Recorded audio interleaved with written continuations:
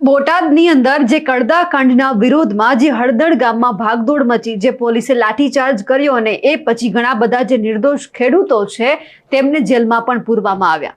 એટલે સવાલ અહીંયા એ થયો કે જે ખેડૂતો અત્યારે જેલમાં છે એમના ખેતરનું હજુ ઘણું બધું કામકાજ બાકી છે। માવઠાનો માર અત્યારે ખેડૂતો ઉપર પડી રહ્યું છે, તો એ ખેડૂતોની મદદ કોણ કરશે? તો એકબીજા ખેડૂતો છે મદદ કરવા માટે અલગ અલગ ખેતરમાં જઈ રહ્યા છે। જેટલા પણ ખેડૂતો જેલમાં છે એમની મદદ કરી રહ્યા છે, પણ આ બધાની વચ્ચે હવે આમ આદમી પાર્ટીના યુવા નેતા બ્રિજરાજ સોલંકી પણ સામે આવ્યા છે અને તેમણે ખેડૂતોની મદદ કરી છે। નમસ્કાર, આપ જોઈ રહ્યા છો નિર્ભય ન્યૂઝ અને હું છું આપની સાથે રિદ્ધિ। હળદળ ગામની અંદર જે માથાકૂટ સર્જાઈ, ઘર્ષણ થયું અને એ પછી જે આમ આદમી પાર્ટીના નેતા છે રાજુ કરપડા, પ્રવીણ રામ અને એમની સાથે ઘણા બધા બીજા ખેડૂતો છે તેમને જેલમાં મોકલવામાં આવ્યા। આમાં ઘણા બધા નિર્દોષ ખેડૂતો પણ જેલમાં ગયા છે। તેમાં લગભગ જે પાડિયાદ ગામ છે તેમના એક જ પરિવારના 7 નિર્દોષ સભ્યોને જેલમાં પૂરી દેવામાં આવ્યા છે તેવું આમ આદમી પાર્ટીના નેતાઓ કહી રહ્યા છે। આ ખેડૂતોની મદદે ઘણા બધા ખેડૂતો પણ પહોંચી રહ્યા છે। આપણે સુરેન્દ્રનગર જિલ્લાની અંદર પણ જોયું કે મૂડી તાલુકાના ઘણા બધા ગામડા એવા છે કે જેના ખેડૂતો અત્યારે જેલમાં છે અને એમના જ ખેતરમાં મદદ કરવા માટે એકબીજા ખેડૂતો છે તે પોતાના ખેતરનું કામકાજ પતાવી અને આ લોકોના ખેતરમાં જઈને કામકાજ કરી રહ્યા છે। હવે આ બધાની વચ્ચે બ્રિજરાજ સોલંકી પણ પાડિયાદ પહોંચ્યા હતા, જે પરિવારને મદદની જરૂર હતી એમને મદદ કરવા માટે પહોંચ્યા હતા અને એમના ખેતરમાં તેમણે મગફળી પણ ઉપાડી છે। પણ આ બધાની વચ્ચે સવાલ અહીંયા એ થઈ રહ્યો છે કે જે આમ આદમી પાર્ટીના નેતાઓએ પહેલાથી જ કરવાની જરૂર હતી એ હવે રહીને જાગી રહ્યા છે। ખેર, આ બધાની વચ્ચે બ્રિજરાજ સોલંકીએ શું કહ્યું છે તે પણ સાંભળીએ। નમસ્તે, જય હિન્દ, જય જવાન, જય કિસાન। દોસ્તો, આજે બોટાદ જિલ્લાના નાના પાળિયાદ ગામ મુકામે જે કડદાના કારણે આ સરકારે જે અન્યાય અને અત્યાચાર કર્યો છે, નિર્દોષ ખેડૂતો ઉપર જે ક્રૂરતાથી, બર્બરતાથી લાઠીચાર્જ કરવામાં આવ્યો છે, ખોટા કેસો કરીને જેલમાં નાખવામાં આવ્યા છે, ત્યારે દિવાળી પછી, બેસતા વર્ષ પછી આજે હું તમામ પરિવારોની મુલાકાત લેવા માટે આવ્યો છું, શુભેચ્છા, શુભકામનાઓ પાઠવવા માટે આવ્યો છું અને સાથોસાથ જે વરસાદની આગાહી અને સાથોસાથ જે મજૂરોની કમીના કારણે ખેડૂતો મજબૂર બન્યા છે કે કપાસ અને જે મગફળીનો પાક છે એ કાઢવો પડે એમ હતો, ત્યારે મજૂરોની કમીના કારણે, વરસાદની આગાહીના કારણે બોટાદ જિલ્લાના તમામ ખેડૂત મિત્રો અને સાથોસાથ આમ આદમી પાર્ટીના હોદ્દેદારો અને કાર્યકર્તાઓ, એક પરિવારમાંથી 7 વ્યક્તિઓ જ્યારે આ ભારતીય જનતા પાર્ટીની સરકારે એમને જેલમાં નાખ્યા છે ત્યારે એમના ખેતરમાં અમે મગફળી ઉપાડવા માટે આવ્યા છીએ। અને આ સરકારને હું કહેવા માંગીશ કે તમે ખોટા કેસો કરીને જેલમાં નાખ્યા, પરંતુ આ ગરીબ અને પછાત સમાજના જે ખેડૂતો છે એમનો અવાજ દબાવવાનો નથી। તમે ગમે એટલા અન્યાય અને અત્યાચાર કરો, ખોટા કેસો કરો કે જેલમાં નાખો, અમે મજબૂતાઈથી આગળ વધશું। સમગ્ર ગુજરાતના 54 લાખ ખેડૂતોના હક, અધિકાર અને ન્યાય માટે લડત લડશું।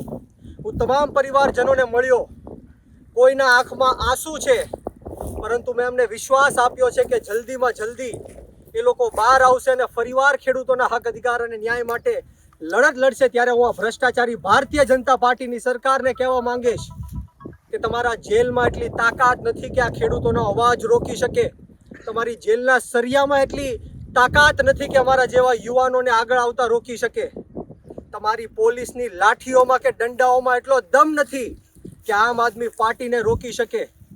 સમગ્ર ગુજરાતનો ખેડૂત, 54 લાખ ખેડૂતો અત્યારે બોટાદમાં જે કડદાકાંડ થયો છે એના કારણે જાગૃત થયો છે। બોટાદની અંદરથી જે ચિંગારી સમગ્ર ગુજરાતની અંદર આગ બનીને ફેલાઈ છે, ત્યારે હું ખેડૂત મિત્રોને કહેવા માંગીશ કે વર્ષોથી આ ભારતીય જનતા પાર્ટીની સરકારે અન્યાય અને અત્યાચાર કર્યો, પરંતુ હવે સમય આવી ગયો છે। આમ આદમી પાર્ટી તમારી પડખે આવીને ઊભી છે, કોઈનાથી ડરવાની કે ગભરાવાની જરૂર નથી। અમે તમારી સાથે છીએ।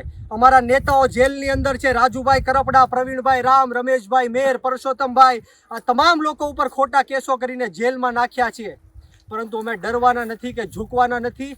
આવનારી 31 તારીખે દિલ્હીના પૂર્વ મુખ્યમંત્રી અને આમ આદમી પાર્ટીના રાષ્ટ્રીય સંયોજક અરવિંદ કેજરીવાલ સાહેબ અને સાથોસાથ પંજાબના લોકપ્રિય મુખ્યમંત્રી ભગવત માન સાહેબ જ્યારે સાયલા ખાતે ખેડૂતોનું મહાપંચાયત યોજાવા જઈ રહ્યું છે ત્યારે આવી રહ્યા છે, ત્યારે સમગ્ર ગુજરાતના 54 લાખ ખેડૂતોને હું આહવાન કરવા માંગુ છું, હાકલ કરવા માંગુ છું કે આવો આપણે સૌ સાથે મળીને ખેડૂતોના હક અધિકાર અને ન્યાય માટે લડીએ. અને આ તમામ ખેડૂતોનો આ તકે હું આભાર માનું છું, કારણ કે દુઃખના સમયમાં જે જેલની અંદર ખેડૂતો ગયા છે એના પરિવારની સાથે ઊભા રહેવાનું અમે કામ કર્યું છે. ખેતરમાં આપણે સમગ્ર ગુજરાતમાં જોઈએ છીએ કે દરેક ખેડૂતો જે જેલમાં ગયા છે એમના ખેતરોમાં જઈને કામ કરે છે, એમના પરિવારોની મુલાકાત લે છે, ત્યારે એમનો પણ આ તકે હું વિશેષ આભાર વ્યક્ત કરું છું. અને આપને એટલી જ ખાતરી આપવા માટે આવ્યો છું કે અમે ખેડૂતોના હક અધિકાર અને ન્યાય માટે છેલ્લા શ્વાસ સુધી લડી લેશું. તમે ગમે એટલો અન્યાય કરો કે અત્યાચાર કરો, અમારો અવાજ દબાવી નહીં શકીએ. અને ખેડૂતોને ટેકાનો ભાવ મળે, સિંચાઈનું પાણી મળે, MSP મુજબ દરેક પાકનો ભાવ મળે, એ હેતુથી અમે સમગ્ર ગુજરાતની APMCઓમાં, માર્કેટિંગ યાર્ડોમાં ટીમો બનાવીને જાશું અને ખેડૂતોના હક અધિકાર અને ન્યાય માટેનો અવાજ બુલંદ કરશું. બોલો જય જવાન, જય કિસાન, જય જવાન, જય કિસાન. ભારત માતા કી જય, ભારત માતા કી જય. લડેંગે જીતેંગે, લડેંગે જીતેંગે.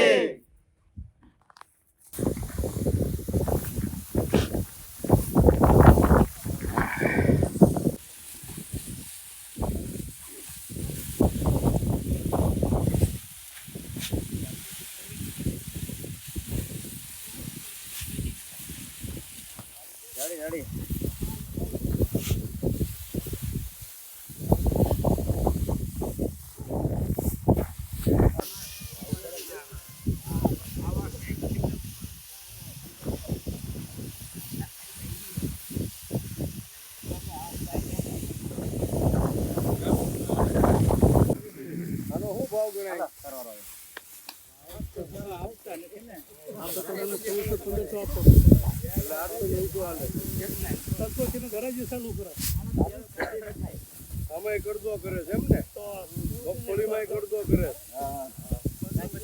હવે તમારે ખેડૂતને જીવવા નથી દેવા એમ ને. 60-20 ગમે એમ કરીને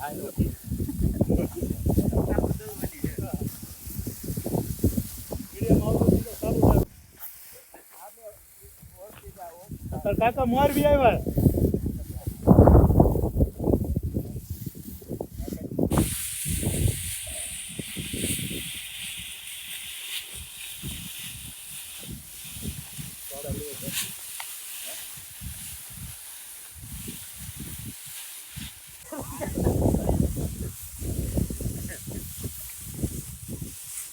તમારે પાડોશી લેવડાવવું પડશે ને.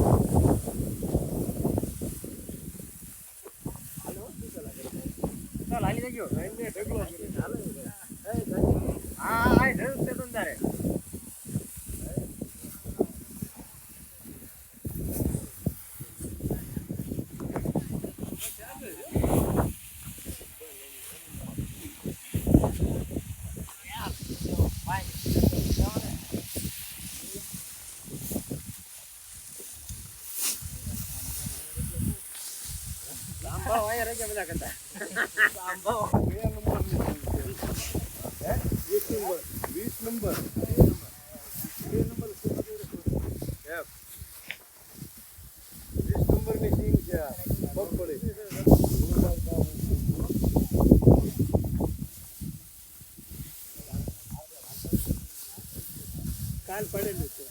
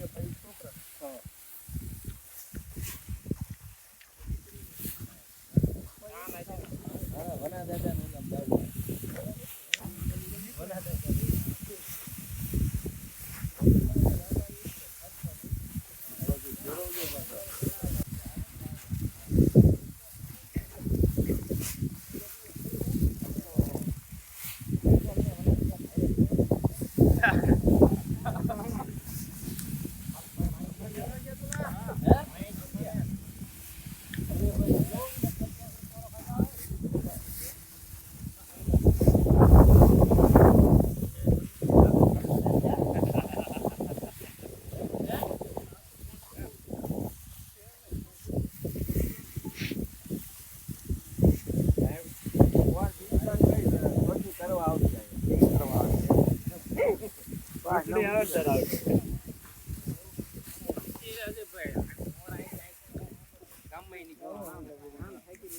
બરોબર છે ને?